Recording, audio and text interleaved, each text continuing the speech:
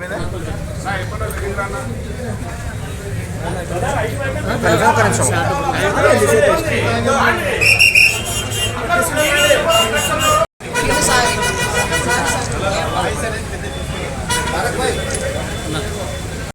పేరు డి సోమన్న. నేను Kurnool ACB డిఎస్పీని.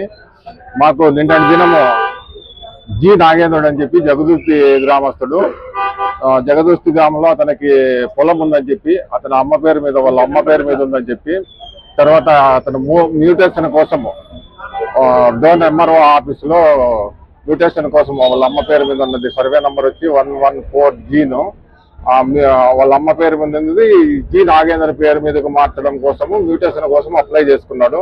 Apply చేసుకున్న తర్వాత అతను డబ్బులు ఇవ్వనందువల్ల 2-3 సార్లు అప్లై చేసుకున్నాడు. అతను డబ్బులు ఇవ్వనందువల్ల రిజెక్ట్ చేసినారు. తర్వాత ఈరోజు డబ్బులు ఇస్తానని చెప్పుకునేందుకు అతను పని చేసినాడు.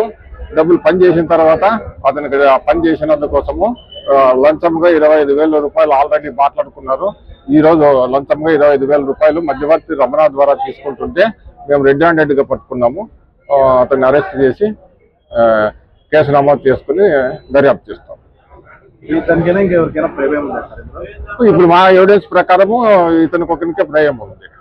ఇతను ఒకటే తీసుకురమ్మన్నాడు, వేరే వాళ్ళు ఎవరు తీసుకురమ్మన్నారు. పైన ఎంఆర్ఓ కానీ అక్కడ పైన వాళ్ళు ఉంటారు కదా, వాళ్ళు ఎవరు తీసుకురమ్మలేదు. ఇతనే డిమాండ్ చేసినాడు, 25,000 ఇవ్వాలని చెప్పినాడు. ఇతనే తీసుకున్నాడు, మధ్యవర్తి ద్వారా ఇతను తీసుకున్నాడు. అదే రమణ